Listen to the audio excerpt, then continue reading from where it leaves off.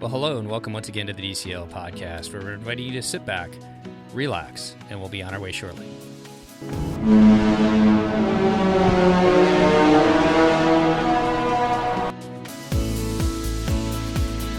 Well, welcome back to the DCL podcast, your podcast to help you and your family cruise a little smarter. And I'd like to welcome back to the show all the way down in Florida. It's early in the morning for me. How you doing today, Christy? I am well, Steve. How are you? Not too bad. I got my coffee, been up for 5 minutes to see if my brain works for the rest of this. So I know. We'll have to see how we do. It's been a whole 13 hours since we last recorded together. So it's been a lot of togetherness this week. It has. It has. All right. Well, we're excited to have our guest on today. It's been a long time since she's been back talking to us, and we're excited to welcome back to the show. She is one of the charter members of the Disney Parks Mom channel. She's a regular contributor to the Touring Plans website and to the Unofficial Guide Disney Cruise Line 2022. And she is also one of the main partners of Hank Lonely, who was just recently seen on the Halcyon. Welcome back to the show, Erin Foster. Thank you very much. I'm happy to be here. Did I say that right? Is it lonely or lovely? No, I'm like totally drawing a blank. I think it's lonely, but I try not to ask too many questions about that part of his life, you know? Of course, we're talking about Len Tested. He had that was his alter ego when he went on the Halcyon. And I just got a kick out of the fact that he actually had some production photos made that he signed and handed out to people. So he is really proud of that. And I hope I'm not spilling any beans, but I believe Touring Plans is doing one of his many ventures is doing a whole trip in the fall to go on the Halcyon together. And he's going to maintain his persona throughout the next trip. So they have mentioned that on the podcast. So it's public knowledge. Pretty exciting. I love how he commits, man. He gets into something just very committed. Yes. Dedication. That is dedication. Absolutely. Will you be joining him on that voyage, or if he wants to pay for it, sure. I just got a kick out of it. Anyways. Hint. No, I don't know yet. Now is the answer. Well, did I get everything right that you're part of with the Touring Plans and everything like that? I apologize. Yes, and I was a charter member of the Disney Parks Moms panel that's now called PlanDisney.com. Okay. So people are looking for it. That's where it is. Perfect. Well, it's been a while since we've caught up with you. We've been going through a whole pandemic. The cruise lines have shut down and everything else. Broadway shut down. I know that you live up in the New York area. What have you been up to, Erin? I have been back to Disney World 3 or 4 times for somewhat long trips, trying to burn up my DVC points. So I have been back to Disney World quite a bit since the pandemic. I have now just gotten back onto Disney Cruise Line. My husband has some medical issues where he was reluctant to have me on a cruise for a while, but I think things are in a position where he's good with it, or so I went. And then other members of our team have been on lots of Disney cruises and other cruise line cruises in the last few months. I've been to pretty much everything that's back on Broadway now. I went to, I think, 7 shows in March, and I think I have 11 shows booked in April. So I'm very excited. And I'm going back to Disney World next week with one of my daughters. So it's starting to get busy again. Yeah, it's amazing how life went from 0 to 60 in no time, didn't it? Absolutely. Yeah. It was really 0 for a long time. I know. Well, we're excited to bring you on to talk about the Unofficial Guide Disney Cruise Line 2022 has just recently been released. I got my copy in the mail right as it opened back up again. And it's exciting. It took a year out. You guys took a year off in hiatus as the ships kind of slowed down, or the ship slowed down. There was no sailing whatsoever. There was no sailing for a year. So we didn't have anything to write about. We actually had we had planned to write it, and we had a link to the 2021 book, and people were pre-ordering it and saying, when am I going to get it? And I'm like, it does not exist. They're like, it's on Amazon. I'm the one who writes it. It does not exist, because we had nothing to write about. We had no idea when it was coming back, if it was coming back, what was happening. So we did have to take a year off, which was sad and frustrating, but we're back. So that's good. So with so many changes that have been instituted since the cruise line started sailing again, I was wondering if you could give just a little bit of overview of things that have changed possibly in the book itself. And I know that you wanted to let everybody know that there's a way to update it as well. Right. Well, even as we were writing it, we took a year off, and then I got the word that we were going to have a 2022 edition. And I started writing things like health and safety protocols and masking and testing and yada, yada. And literally every week I'd be like, rip that section up. And there was the the middle section, planning your cruise, I think I literally rewrote entirely 6 different times. And lo and behold, as soon as this one hit the bookstores about 3 weeks ago, some of it was already out of date. So we had anticipated that, knowing that things were going to be in flux throughout the next year or 2 years even.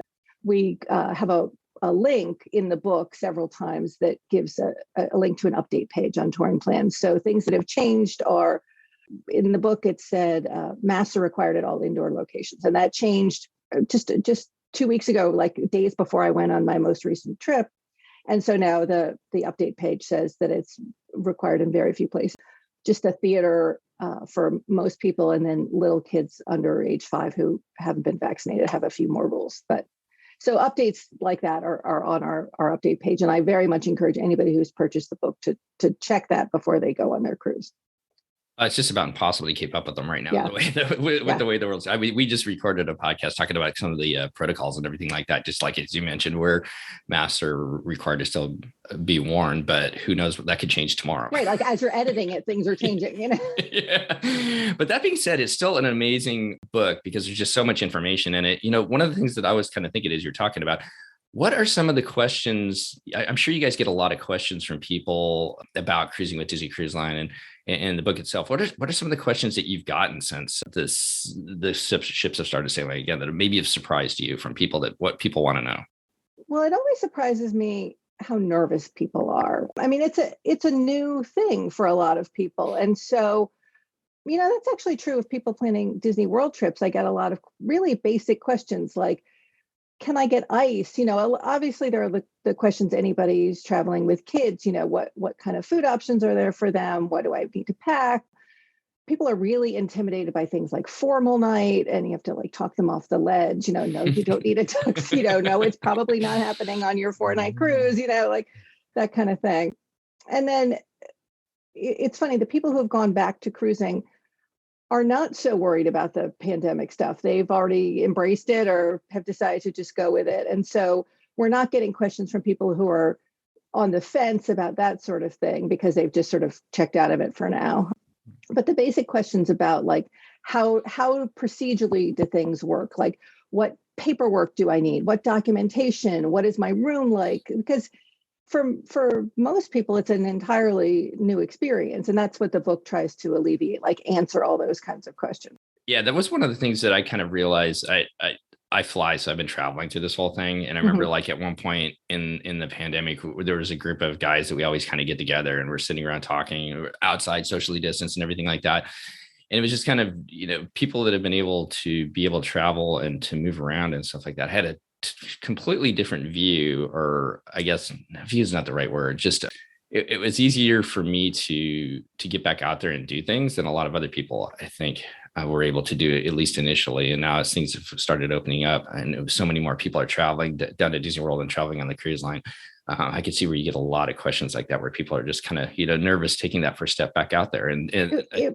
Yeah, it really depends on where you're from. I mean, I live in the New York area. My house is literally 3 miles from the very first major outbreak 2 years ago. And so we were locked down very hard, very fast. And it's been sort of emotionally challenging to take the next step. And so I know that people from different parts of the country have had very different experiences. So, and I get it. People have different medical issues. People have different family situations, different ages of kids that impacted very differently. So, I hope the book gives some people an overview of what's happening, and the update page is an overview of how things have changed. But, you really have to look at your own situation, and this might not be the right time for everybody. Maybe you need to wait a year. Maybe you need to go on a camping vacation where you're a little more distant from people. So, we're here when you're ready to go back is the upshot.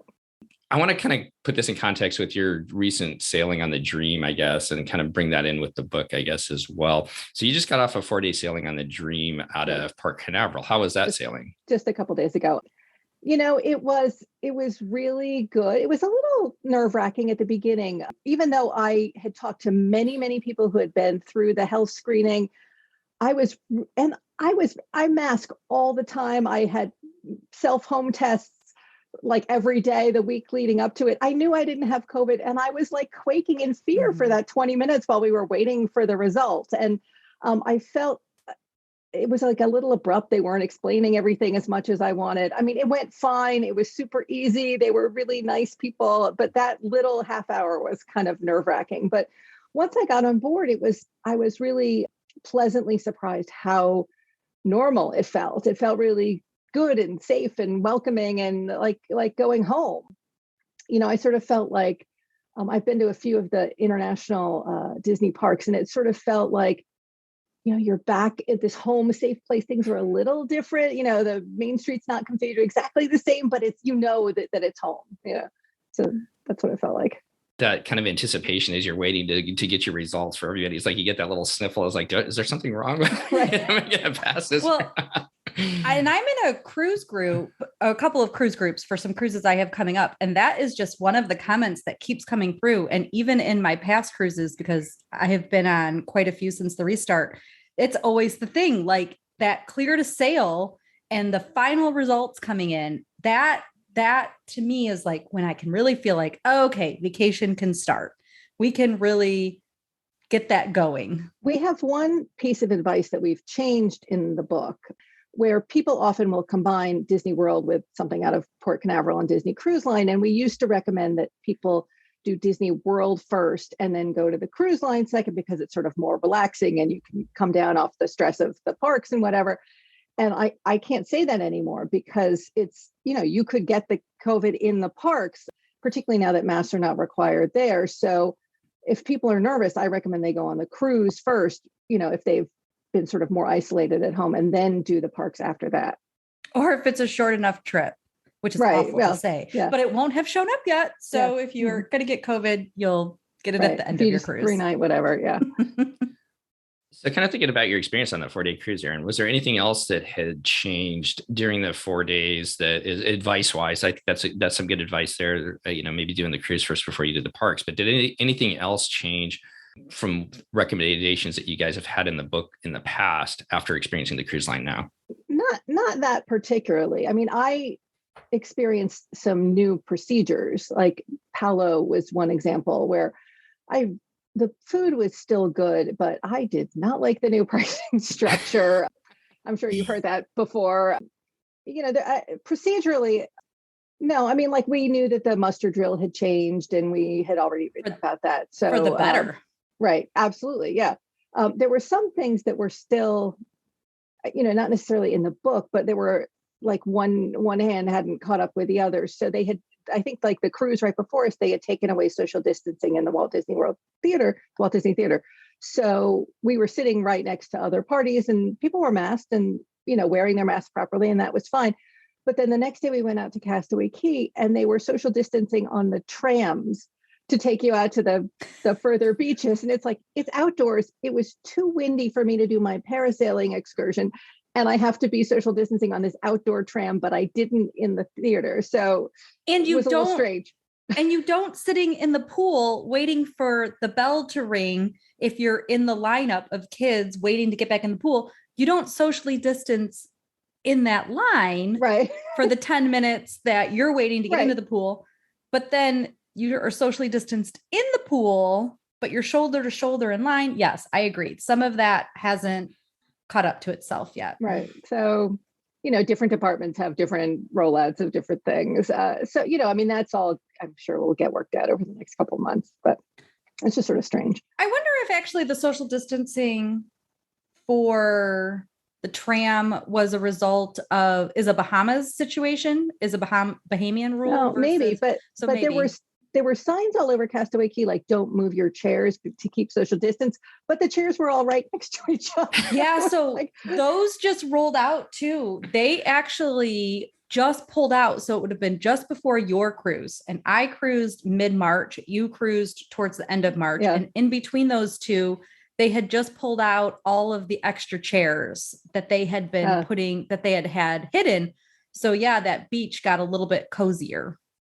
I mean, it was fine. We were outdoors. It was windy. I had no problem. It was nice. And it was funny. Like I was with one of my daughters and we ended up down at the adult beach and we were sitting coincidentally near another family where it was a mom of a similar age to me and a daughter similar age to my daughter. And we we had like a really lovely hour-long chat with this other family. And I was sort of thinking afterwards, like, I haven't had like a long chat with a stranger in 2 years. It was sort of weird and nice, Very nice. I want to go back to Palo for a minute.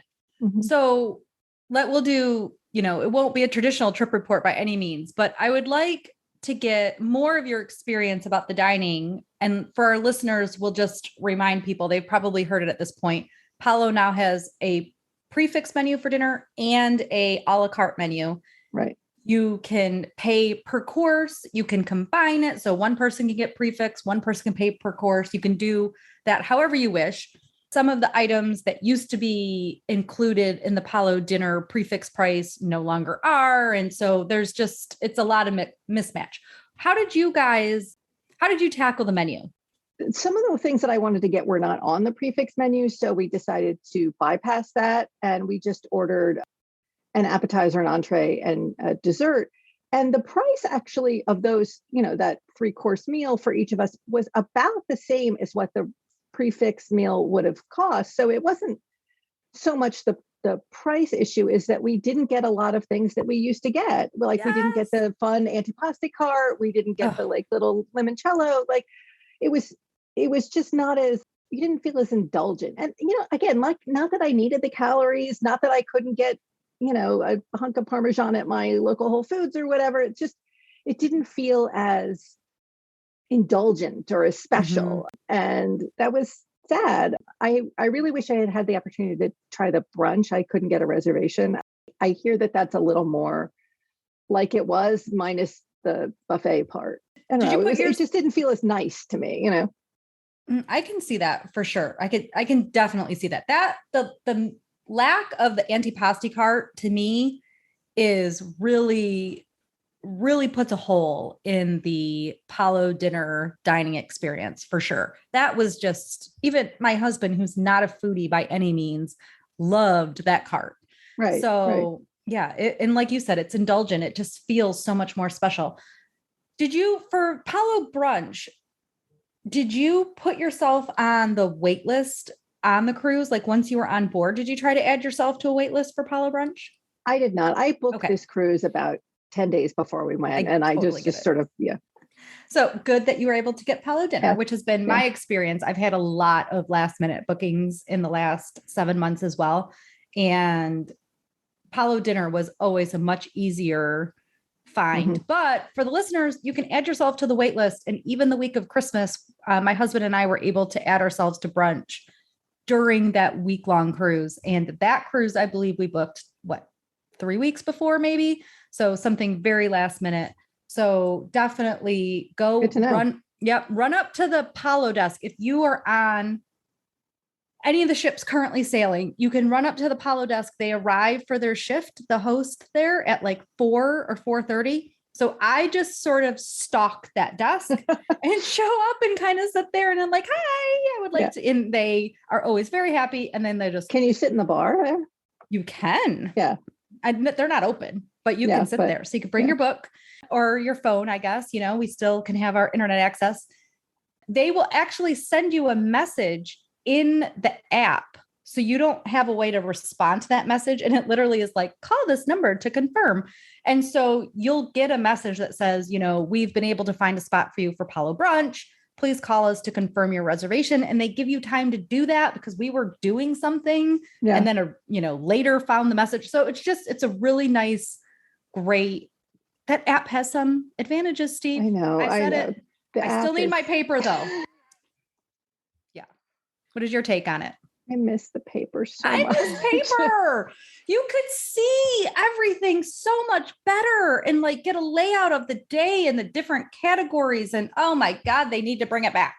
My husband and I have this fight about our home newspaper. Like, he reads it online and I like to see the layout. I like to see the bigger picture. It's like a map of what's going on.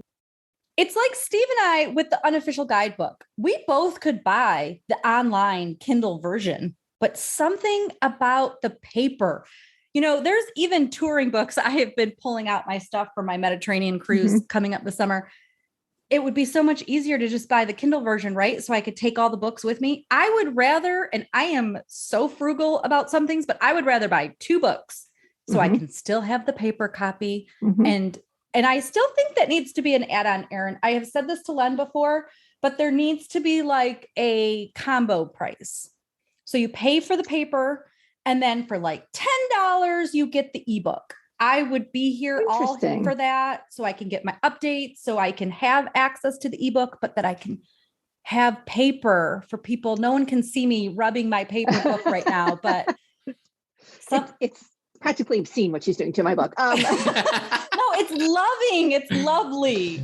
I will mention that I think that might be a factor of Amazon and Barnes and Noble rather than us, but I will see if there's any workarounds.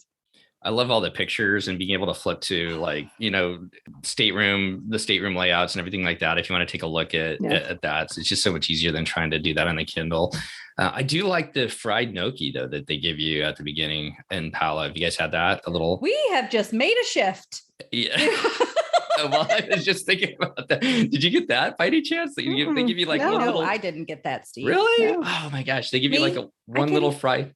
Oh, well, that's true. It's gluten, but they give you like one little fried gnocchi right at the beginning, like from the chef. Usually, it comes like amuse-bouche. I've gotten that in the past, but we didn't get it on this trip. Oh, you should have, because even I get some kind of soup instead, and well, the problem is it's just one, and my wife and I want like a couple more. You just get the one. So you're going to complain about your amuse-bouche? No, not at all. Am I blocking it out? I'm trying to. I'll have to call my daughter later. I'm like, look at your pictures. It's quick and it happens quickly. I will look at the pictures. We did visit Meridian before that and had a very nice bartender make us very nice gin and tonic. So it could just all be gone. They have that gin trolley right up in Meridian. Yeah. Yes. Yep. You guys, I drink gin. Why is it that I have never, every time I forget it, like I'll be like, I'm going to get gin from the gin trolley today. Again, forget it. I'm not going to forget it. It was pretty. They don't have a gin trolley on the Magic, do they? They have a cart in either Keys or right. The Cadillac Lounge. But actually in when we were just on the Wonder, they actually have another cart too now in the French Quarter Lounge too. It's not a gin one necessarily, but I think it's something that they're adding definitely to all the different kind of absinthe kind of stuff, or it's got it had a whole bunch of, because I had a Sazerac. They made a Sazerac. Yeah, right. Yeah, something like that. So, Erin, you're a big fan of Broadway. What kind of shows did they have on board the Dream? I know they have Aladdin. Did they have any additional performers on the sailing? They had a comedian kind of thing that I just blocked right out. They had Beauty and the Beast, which was good. Oh, Beauty and the Beast. I'm sorry. Right. Totally drawn. I apologize. Beauty and the Beast. And then it's either Believe. Like I get the names wrong. Like I know which show. But yeah, it's either Dreams or Believe, right? Or something like that. It was Believe a couple weeks ago. So it was probably Believe. Yeah. Did you had a chance to see Beauty and the Beast then this time? Mm-hmm. Yeah, it was good. It was, and it was sometimes Disney Cruise Line can be a little hit or miss with the vocal abilities of the performers, but these people were really great. They were excellent singers, and it was a really good rendition of the show. So besides Meridian, what are some of the other spaces that you enjoy when you're on board some of the Disney ships? My family plays a lot of bingo. We play a lot of bingo all the time. And this is one of the things I was ever so slightly disappointed about. I miss those big red machines, the bingo machines. The iPads work and everything, but they don't have the same sort of grittiness as the old version. So it went from a paper version. Gosh, DCL is just getting rid of all the paper. A paper bingo card. Is this what you're saying? You could still get paper bingo cards. You could get like before. So you could get paper, or they were, I was calling them iPads, but I think they're Microsoft Surfaces in like a little holder guy. And that's replaced the red bingo machines. So does the electronic bingo card automatically mark your numbers for you? Yeah. Yeah, you can get up to 48, I think, or even more than 72. that. So you just sit and stare 72. at it and let it tell you you've got bingo. So kind of, yeah. But anyway, my like a lazy man's bingo if there ever was. Sorry, go on. Wasn't that?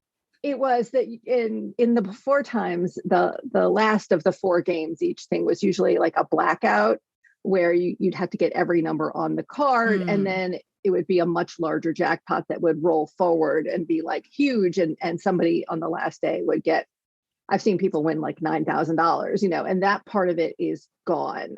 And I asked one of the cast members running it what was happening, and she's like, that game takes a long time, and we don't like to have people in one room like combined together for more than half an hour or so.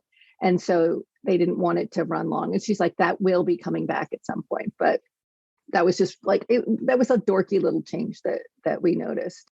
They weren't running the diaper dash, which is another family favorite. But I think that'll be coming back. And I'm really excited on the Wish that they seem to have like a whole special location on the top deck for the diaper dash. But it's been mentioned in several of the press releases. So I'm interested to see how that plays out. When are you booked on the Wish? Are you on the I'm on the main voyage, and then Len was supposed to go later in June, but now he's been bumped to end of July, early August. But anyway, we have several of the touring plans agents and lots of people on several of the sailings in July and August and September. Was there anything else during the sailing, Erin, that kind of stood out to you as far as advice that you'd want to give people that might be sailing soon? Notes. One thing that this family that we met on Castaway Cay that we were chatting with, they were first-time Disney cruisers, but had been on Carnival a lot. And they were disappointed in the lack of adult programming on the ship.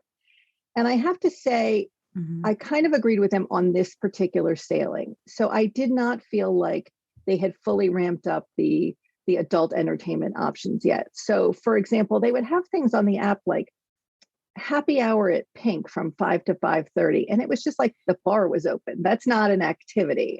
Right. And so they did have some trivia.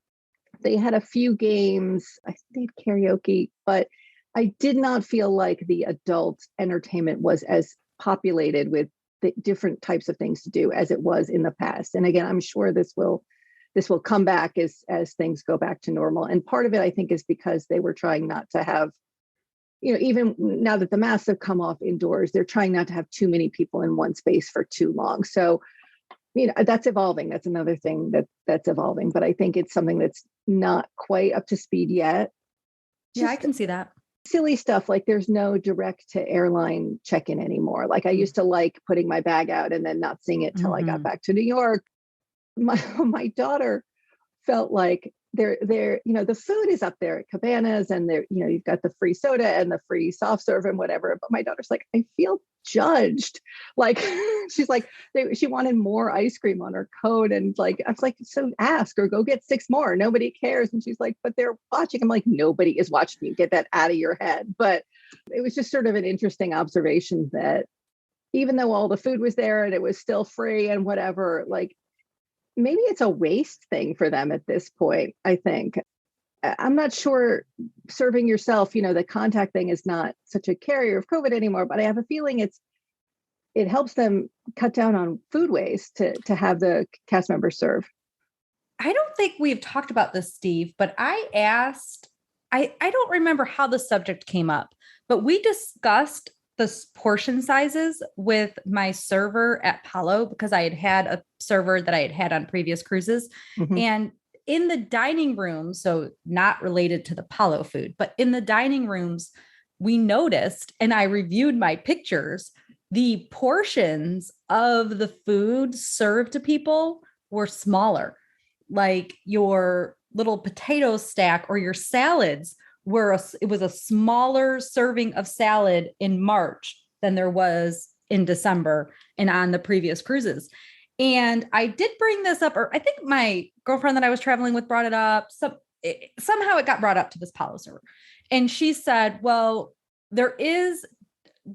Disney is doing it for food waste.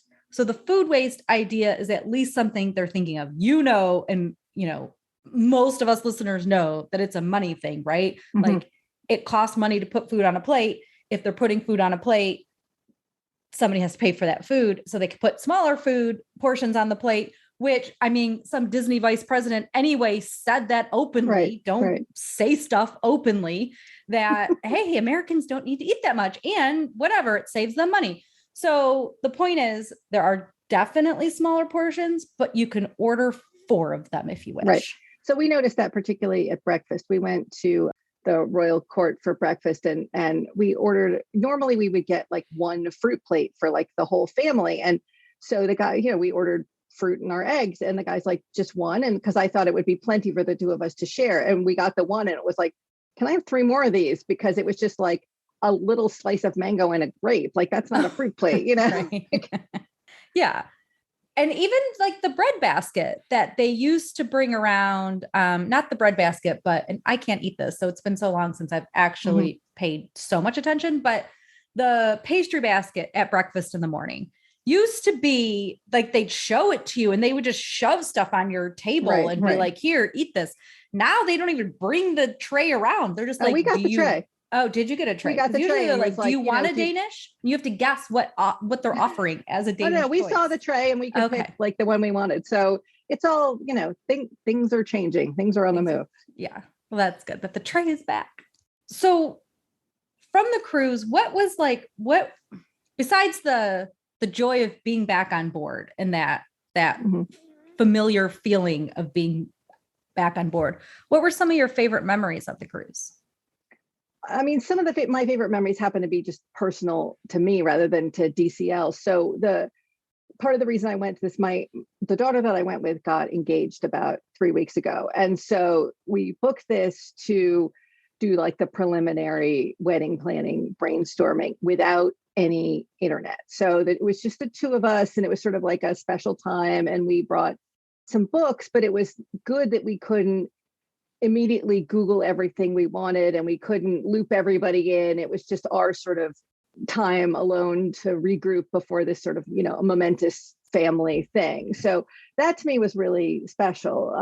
And one of the things that I have always liked about cruising is that you're really in a bubble when you're on a cruise. Especially a Disney cruise. Right. So that was great. I didn't pay for the internet package, which I was a good choice. I mean, we did get AT&T phone service on the islands and stuff, but it was good to be away in a way that you're not on many other kinds of vacations. So I'm going to throw this in here just quick because I think it kind of touches to what you were just talking about, Erin. We had one question from one of our listeners, and she said it was kind of fun because one of your daughters went to her alma mater. So she's a big fan of yours. And of me? Of yours. Yeah. Oh, okay, cool. Hi, fan. Yeah. She's going on a DCL trip with her sisters, and she's wondering if you had an itinerary that you would recommend for kind of a sisters trip together on Disney Cruise Line. Oh, that's good. I mean, like, how much money do you have? All right, let's swing from the fences, and then we'll give 2 options. We give 2 options. Well, I mean, the classic thing that we always like to recommend is if you can find one of those 5 nights that are like on the Dream or now on the Wish that has 2 stops at Castaway Cay. Like that's the ideal. I really like.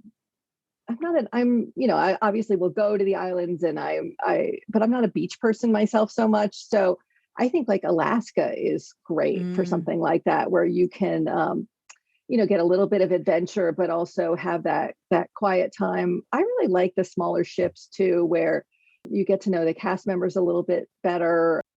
So I find that to be like a very intimate, cozy trip, something like that. But if you can get yourself to Europe and bask in Rome and that sort of thing, that's fun too. I like the Alaska idea too. You get a little bit of adventure, but a lot of, you get the 2 days going up and back, and plus the day up to the glacier, where you really can spend time with family on that, kind of spending time together and enjoying the scenery as well. Anything else stand out on this cruise that you wanted to talk about, Erin? I'm looking at my little list here. I think you guys have touched on it, but I don't love the reliance on the app for literally everything.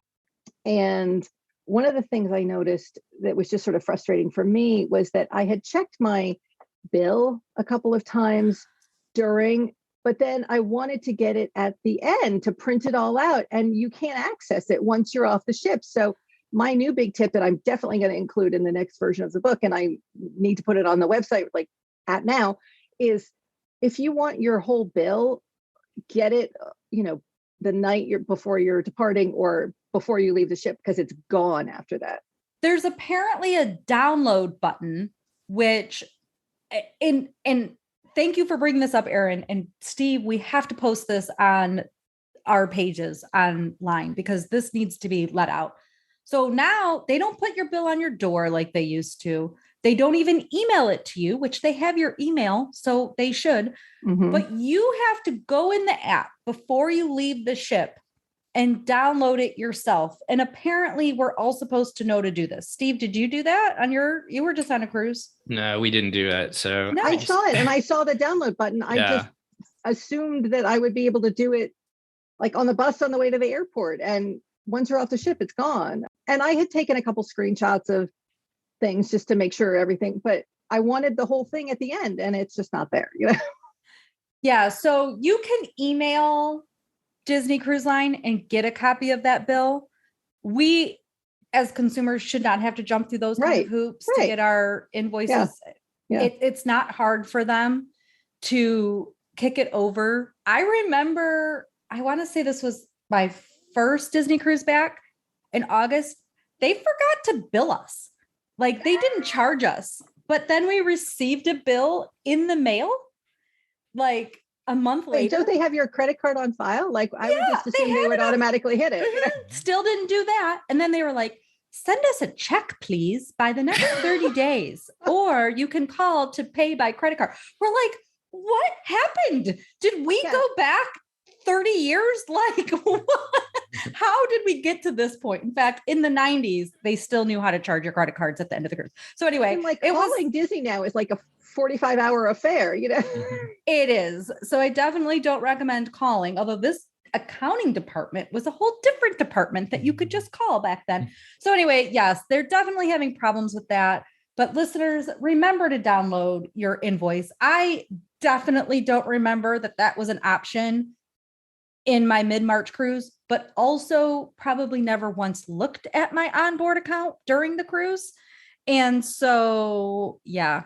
And it wasn't anywhere else on the app. Like, no, they pop up with health and safety, which, okay, I'm fine with that. But maybe it should be on your TV messages. There's messages on your TV. It should be like, if you want your bill, do this, you know. Guess what? We're not giving you a bill anymore. You need to download it. That would be an easy push notification into my phone. So Disney, are you listening? But anyway, listeners, download your bill before you get off the ship.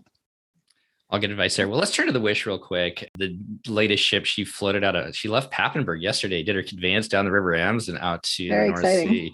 Pretty exciting. And you guys are going to be able to, or you're going to be able to be on the inaugural cruise. That's super exciting. What are you excited about the Disney Wish, what they've announced so far? I'm really looking forward to the Marvel dining room. I think that's going to be to see what the show is like, things, getting bigger and smaller. I'm looking at everything. It's funny, 10, 12 years ago, whatever, I was very lucky to go to an event in New York City when they were announcing the Wish that had like all these vision boards of like the fabric and the china and the all that kind of stuff. And so I had an early look at that, and I am now, like, we have pieces of that online, but I'm looking to see just how the decor is and how, there are so many different spaces. Like the Grand Hall is going to be different, and there's going to be a different stage, and the more pools on different levels. I just, I'm personally a little nervous that I'm going to miss something. So the daughter that's coming with me on that cruise is like my good photographer daughter, and we're just going to be out 24/7. Trying to take it all in. So I'm excited about everything. The color palette of the rooms are very different, right? Compared to at least what they've shown online so far compared to what the rest of the ships have. It's more purplish, right? They're gorgeous though. Yeah. I can't wait to see that. So are you guys on early Wish sailings as well, or? We're on the we weren't originally, but then when they canceled it, then we moved closer to it. I was supposed to be on one of the third or whatever revenue, second, right after the DVC cruise or something. Anyway, one of those early revenue cruises, but we got canceled. I have been offered a pre-inaugural spot by the Wish as one of the industry spots. So I will be on the Wish before her inaugural, which I just cannot even believe. I'm still like, color me jealous. Yeah. It is amazing. And I'm so excited. And then we are cruising in July. Okay. So Steve and our other co-host Chris and our families. So we're very excited to get on pretty early now, which is exciting. I'm pretty excited to see what they do with that grand hall as you come on there with some of the tech that they have with some of the different shows that they're going to be able to do. I guess they're going to give the kids a wand as they come on board, and then there's kind of a grand finale show before you leave. Another thing that I've read is that that's their wedding venue, like right there in the middle, and I'm trying to picture how they're going to make that not. But they do that now. I mean, there's plenty of weddings in the atrium now. And I have never seen that. Oh my goodness. What we need to do is most of them, because I'm addicted to the concept of Disney weddings. I don't even know. I am ridiculously addicted. But if you go on at like noon on the Castaway Day is often a day that they are doing weddings, or 10 a.m. or whatever in the lobby on Castaway Day. So they do them early then, and then Nassau Day as well. They're in the lobby. And most of us probably aren't walking through the atrium to see what is happening at that moment, because you're on an upper deck, you're somewhere else, you're leaving the ship, you're doing all the things, but that's the area to stalk and the time to stalk it. Like, interesting. Because I've seen 2 or 3 weddings on Castaway Cay, and one I accidentally crashed on the hidden deck 14 Outlook, but I've never seen one in the atrium. So that's interesting to know. Yes.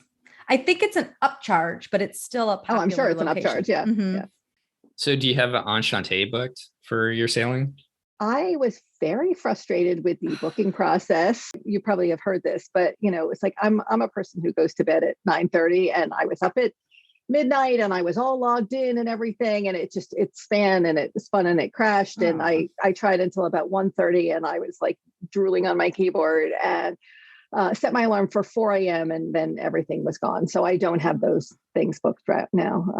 I think Len and some of the agents do. And I'm going to have to get back on in the fall, but it was a very frustrating process. When they had the booking and they segmented it by, times for different levels of Castaway or different, pretty much everybody's platinum. So they had to have known that it was going to crash because everybody's platinum and they're veterans and they know what to do.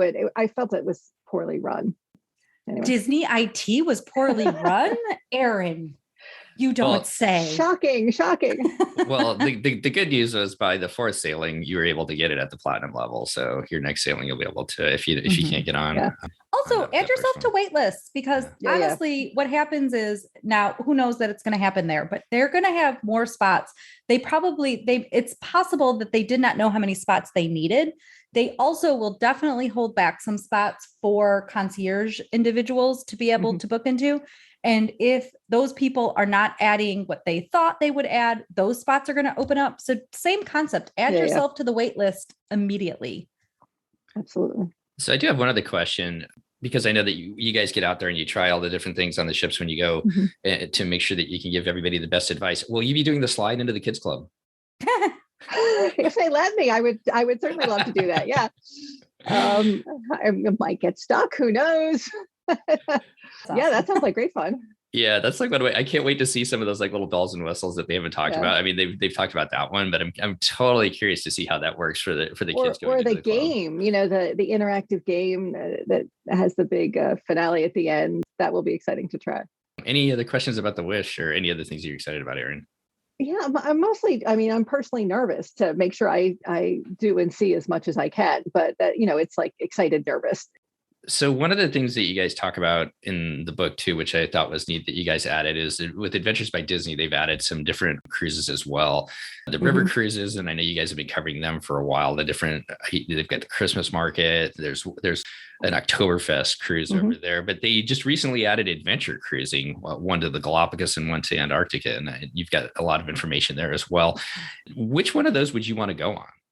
I would love to go to Antarctica. That would be really incredible. Those are really pricey cruises. So, I'm going to twist my husband's arm for a year or two to, try to get us on one of those. But one of my previous ABD guides, who had been a guide on a Danube River cruise, I became friendly with him, and he is now guiding the Antarctic cruises, one of the guides. And so I've now corresponded with him a little bit, and it's just sounds absolutely insane and incredible. Like there's pictures of him like hugging penguins, like I want to hug a penguin. I want to hug a penguin. And they, and then you get like, part of it is they ask you for your sizes because they give you some parka that you get to take home.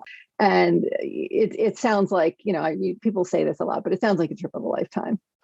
So hopefully in the next 2 or 3 years, I'll be able to go on one of those. Hey, Disney, send Erin and I. We would love to go and experience that for you. Hug wildlife, sure. And discuss it. Yes. One of our good listeners, he and his wife are going to the Galapagos in a couple of weeks. So I'm excited to hear what that experience is like for them when they get back, because that's kind of a near and dear to our heart, just because we love animals so much. So we'd love to go down there and be able to experience that, as well as the Antarctica. Do you know, talking to some of the ABD guides at all, they used to run ABD on Disney Cruise Line. That seems like that stopped right now. Do you know if they'll bring that back? Have you heard anything?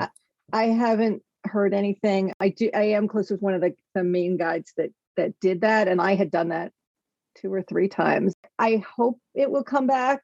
Part of it was that even on the land ABDs, they were keeping parties within the trip separate. And so it didn't make a lot of sense to, part of the onboard experience was that those groups would have like a small dinner in Palo and special animation classes and that sort of thing. And if you're trying to keep people separate, it didn't make sense from a financial perspective or a fun perspective.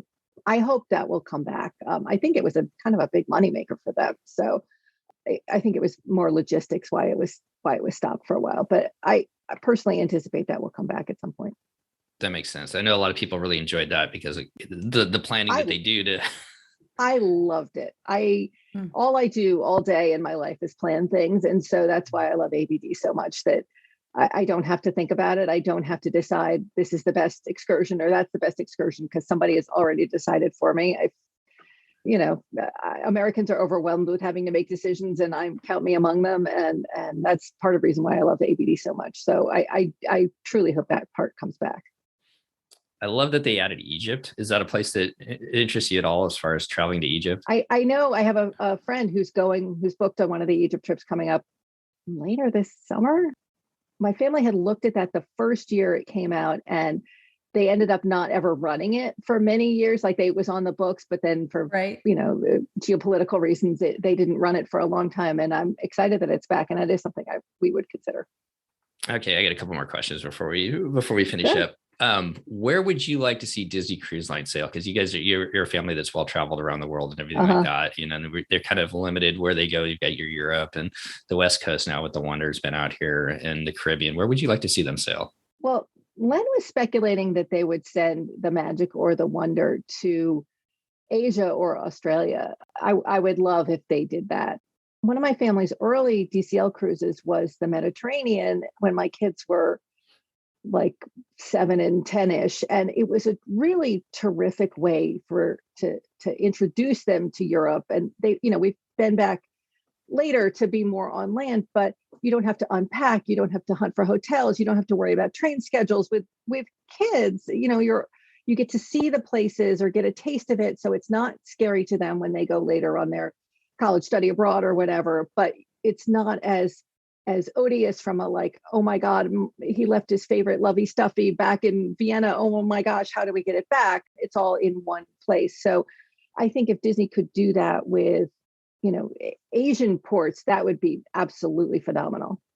It's funny. We just did the Wonder down to Mexico. And so we spent time in Cabo and Ensenada, and my son came down last night and he goes, guess what we're studying in social studies? Mexico. We're learning all about Mexico. And he was just there. And that is what I guess our family, just as you said about the Mediterranean too, has really enjoyed, because it's just so easy to expose them to different cultures, different cities like that. But you don't have to find that restaurant for your family, where everybody's going to eat. You say that your son, but one of my daughters, she's actually living at home with us right now. And so one of our family rituals is we watch Jeopardy together every night. And it's amazing how many Jeopardy questions she gets right from just our ABD trips. Like, I want to say like almost one a night, which is really fun. Yeah. And I guess that's my last question. Where in the world would you take an ABD trip that they don't do right now? Where would you want to see them go? They don't do it right now. Or maybe it's just an experience, maybe seeing, maybe, going to London and, being able to see the theater there or something like that. Well, that's a good, I mean, I've been to London several times, but to go backstage, it's funny. Like I live 20 minutes from New York City and go in several times a week. And, my husband and my daughter work in this, like I lived, I know everything about New York City, except for I have occasionally toyed with the idea of booking the New York ABD to get some of the backstage stuff. My husband's like, I am not paying whatever it is, $4,000 for you to get like a look backstage at GMA or whatever it is. But it's like, it's a work expense so that it can be added to the book. You need to try it. You have to tell your husband it's necessary for the book. Absolutely. I know this is nothing the same whatsoever, but I had a conference in Seattle when I used to live in Seattle, and I ended up having to take the bus from the airport that most people just take when they go from the airport to downtown. And I learned so much about the city that I'd lived in for 20 years that I never even knew from that one bus ride. So sometimes it's good to be able to do something like that to learn more about your city. Sometimes I like when friends from out of town come because it forces me to do, they want to see the touristy things. It's like, oh yeah, that actually is cool for, residents too. Well, Erin, since you have been a longtime resident of the New York City area, I know that the Magic is going to be sailing out of New York City again here soon. What advice would you give people who are traveling up to New York as far as some things to do there? Okay, I'm going to tell you two things. So my family's a big theater people, and there are many, many ways to get discount theater tickets. Do not be intimidated by the pricing, even last minute. There are a few shows, Lion King, Hamilton. That's pretty much it at this point. It used to be the Harry Potter one and Dear Evan Hansen were hard too. But other than Lion King and Hamilton, you can almost always get a discount. And one of my favorite ways to do that is an app called Today Tix, Today Tix, where you get discount tickets online. You can do it a couple of weeks in advance, which is different than people always say the TKTS booth in Times Square, but you have to do that day of. Today Tix, it's a very similar price structure, but you can do it a little bit in advance, which takes some of the worry out. But the fun new thing that just opened in January is something called Rise New York, which is, it's a new experience right in Times Square that is basically soaring over New York. So it costs about $25-ish. And we went, and it took just a little bit over an hour. And the beginning part is like a movie about the history of New York. And then there's some interactive museum-y sort of exhibits. And then the last 6 minutes or so are a ride where you go into a soaring S theater and you're soaring over Times Square and different parts of the city. And for somebody who's a Disney World fan who has been on Soarin', it's like mind-blowing to see the same concept, but a different place. So that's really fun and relatively inexpensive if you're a fan of that sort of attraction. That sounds amazing. It was really fun. Yeah. I love that idea of being able to see all of New York like that from the air too. So right. Yeah. It would be a perfect way to start your New York weekend, right? Or absolutely, journey. Yeah. If somebody was doing a couple of days in New York, what a great way to kick that off is to sort of, it's right. It's sort of an overview and it's relatively affordable, which is nice. Yeah. And to your point too, don't be intimidated by Broadway. I think I was initially, but once we went the first time, the shows are amazing. The talent is incredible. And I love the theater spaces. Another thing I want to point out is that a lot of people, when they think Broadway, they simply think musicals. And there are plays as well, which are sometimes breathtaking and often much cheaper than the musicals. So yeah, you can get play tickets on Broadway often for about $40. And, the list price will be $160 or whatever, but it's really not hard to get inexpensive play tickets at all in New York. Just last week, I saw American Buffalo, which is a David Mamet play with one of my daughters, and it starred Darren Criss and Sam Rockwell, and it was just freaking phenomenal. And it was cheap, and it was Circle in the Square where there are no bad seats. So, look beyond the musicals as well. You've seen a lot of performances and productions since the restart. What has been your favorite? I saw an off-Broadway play called Kimberly Akimbo, which is moving to Broadway in the fall, that I just loved. It spoke to my heart. It's about a girl who's a 16-year-old girl who has, I'm going to forget the name, but the degenerative disease that makes you age incredibly rapidly. So the 16-year-old girl is played by a 70-year-old Broadway actress, and that's about her experience of high school, sort of in the wrong age bracket. That was really lovely. For mainstream stuff, I loved the new version of Company, with Bobby played by a woman. That was really fun. There's so much. It was really, one that I was ever so slightly disappointed by. We saw Music Man about 2 weeks ago with Hugh Jackman and Sutton Foster. I think I was disappointed because I'm me, that I'm a little too harsh, but I think that they were both incredibly charming. I think they're a little too old for the roles. So Sutton Foster is phenomenal, but she's 47, and there's a big plot point that she has a 5-year-old brother, and it sort of strained credulity that was happening. They were the big box office draws and whatever, but I think maybe it might have been better with similar name people of slightly younger age. But anyway. Okay, so one last Broadway question. For a family going to New York, do you have any recommendations for maybe just a restaurant before or after being able to see a Broadway show? It depends on what you want. There's one called Angelo's that we go to often, which is right above the Stephen Colbert Theater on 50, I think it's 51st and Broadway. And it's just really good pizza and salads and stuff. And that's, it appeals to kids. It's pretty centrally located. It's reasonably priced, and it's easy to find because it's literally right above late night with Stephen Colbert. So it's got big signage, so you can't miss it.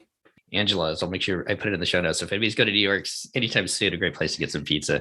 Well, as we finish up, Erin, thank you so much for all you do with the Unofficial Guide on touring plans with your blogs and everything like that. I want to give you kind of the final chance. Any other advice that you want to give out for people that are going to be cruising with Disney Cruise Line anytime soon that you'd like to offer them?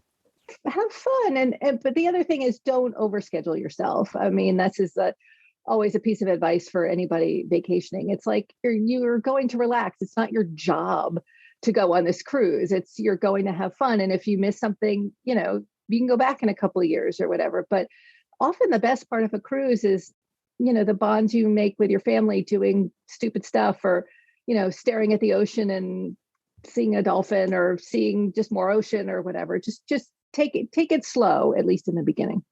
Well, Disney Cruise Line 2022, the book is out. I'm glad to see that because it means that cruising is back. Thank you and Len for getting this book out. And I know that you're online. If people want to follow you, where can people connect with you, Erin? I'm on Twitter at Ms. Erin Foster. I don't know what my Instagram handle is. I think it's E Foster.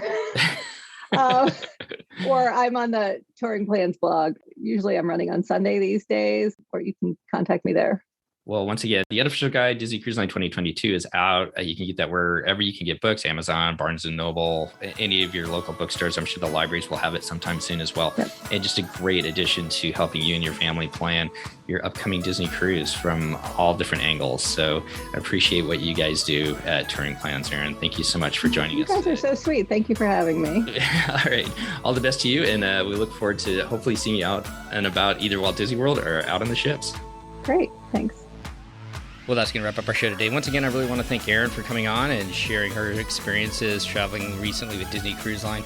And again, for all the work that she does at the Unofficial Guide for Disney Cruise Line. Just a great resource for all of you out there looking for kind of a great overview of the Disney Cruise Line product, how to plan for vacations, how to budget, also all the different aspects of the ships, the different restaurants, different staterooms and whatnot. Go ahead and pick it up at Amazon.com, Barnes & Noble, or wherever you can find great books. Well, if you've been enjoying the show, we sure hope you would pass it on to others you think would enjoy it as well. That helps us get the message out about our show and our content and the Disney cruising, and just the Disney podcasting community in general. And as always, we'd like to give a huge shout out to our Patreon supporters who help bring this show to you each and every week ad-free. If you'd like to find out more about our Patreon program, you can go to patreon.com/DCL podcast and find out all the information there. Well, as we are headed towards summer, if you and your family are getting ready to plan that Disney Cruise Line vacation, Adventures by Disney, maybe getting ready for, it's a little early for Run Disney in the fall, but they do have the virtual series coming out for the summer if you want to do the 3 5Ks, which are all based around Frozen, I do believe. You can go to rundisney.com and find out all the information there about that. On behalf of myself, Steve, Christy, and Chris, all of us here at the DCL Podcast, we want to wish you to be well, enjoy time with family and friends, and we'll see you next time on the DCL Podcast. The DCL Podcast is not affiliated with the Disney Cruise Line, Walt Disney Company, Adventures by Disney, or Run Disney. All of the opinions expressed on our shows are those of the hosts and the guests who appear on the show. If you have any questions about any of these products, please contact the Walt Disney Company.